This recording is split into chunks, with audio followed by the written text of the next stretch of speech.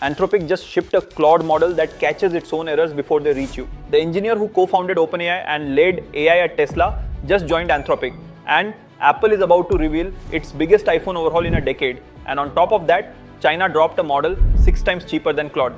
That's just the start. And we've got 20 plus AI updates today, including Elon Musk making a massive move against his rivals, the Pope warning the world about AI, robots hitting a new milestone, and the wildest one of all, AI that lets you talk to your pets. Timestamps are in the description, so let's get into it. Anthropic dropped Claude Opus 4.8 this week, and what's actually new isn't just better benchmarks, it's sharper judgment, more honest self-assessment, and the ability to run longer tasks without hand-holding. Opus 4.8 will flag when it's unsure, and it's 4 times less likely than the previous version to let broken code slip through undetected. Claude also now has a fast mode, same model, 2.5 times quicker and 3 times cheaper. And if you need to step away mid-task, just type remote control and Claude keeps working on your machine while you manage it from your phone. Anthropic also introduced dynamic workflows in Claude Code, and for harder jobs, Claude drafts a plan, spins up parallel subagents, verifies its own output, and rewrites what needs fixing before handing you the result. And you can now control how hard Claude thinks using effort, low for speed and max for complex work, where Claude coordinates across subagents. Andrej Karpathy, one of OpenAI's founding engineers and the person who led AI at Tesla, just announced he's joining Anthropic. And not as an advisor, he's joining the pre-training team, which is the group responsible for the large-scale training runs that give Claude its core knowledge and reasoning. Here's why it matters. The old AI race formula was simple: most GPUs wins.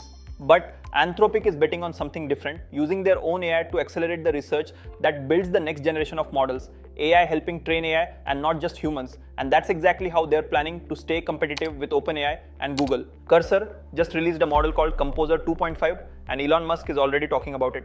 It reportedly matches Claude Opus 4.7 on top coding benchmarks, but at 1/10 the price. 50 cents per million input tokens and $2.50 per million output tokens. Cursor trained it on 25 times more synthetic tasks than the previous version, and it really shows in how it handles long sessions and complex instructions. Also worth noting, SpaceX is reportedly in talks to acquire Cursor for $60 billion, and the two teams are already building a next-gen coding model on xAI's Colossus 2 supercomputer. Alibaba revealed Qwen 3.7 Max, built for both coding and general productivity and designed to handle multiple tasks simultaneously. And here's the standout demo. They gave it an unfamiliar AI chip and left it completely alone for 35 hours. It made over 1,000 tool calls and built an AI computing kernel that reportedly outperformed the manufacturer's own version by 10 times. It plugs directly into Claude Code with zero extra setup, and it's priced roughly 6 times cheaper than Claude Opus. Claude Code also got a major reliability upgrade. A new full-screen renderer fixes flickering, and you can turn it on with feedback. The interface is more responsive, so you can actually tell when Claude is thinking. Error messages are now readable and actionable.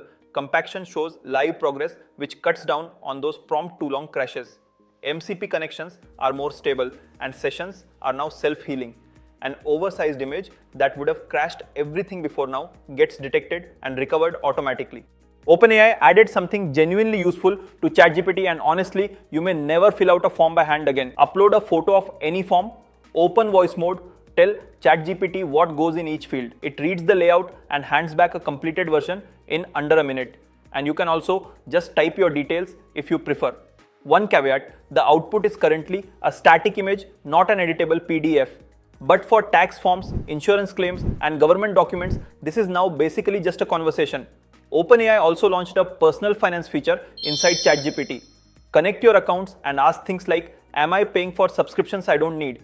And it'll go through your data and tell you. You can ask it to review your portfolio, act as a financial advisor, or plan around a goal like buying a home. ChatGPT can't move your money or see full account numbers, and it's US only for now, connecting to around 12,000 banks.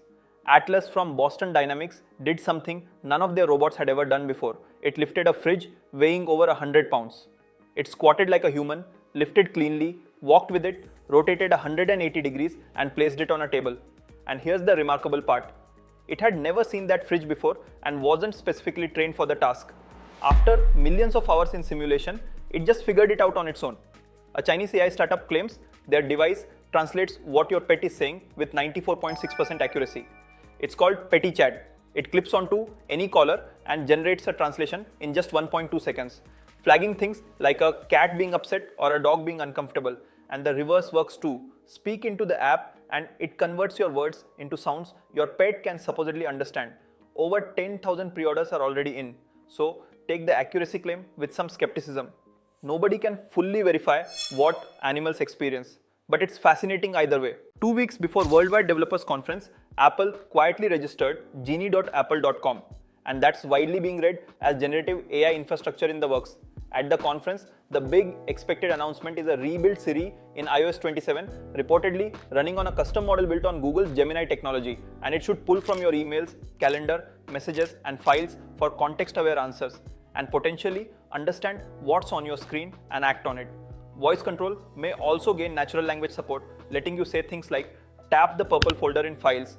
These are still predictions and not confirmed, but June 8 isn't far away. AI just cracked a math problem that had been open since 1946. A Hungarian mathematician asked, if you scatter n points on paper, what's the maximum number of pairs sitting exactly 1 unit apart? And for nearly 80 years, square grids were considered the best answer. An OpenAI model proved that wrong, pulling tools from a completely unrelated field of math to build a pattern that consistently fits more pairs regardless of how many points you use. And the full proof is 125 pages. And it came from a general purpose reasoning model and not one built specifically for math. That's the real signal here. AI is now capable of genuine research contributions and not just answers. Physics, biology, medicine, and engineering could all follow.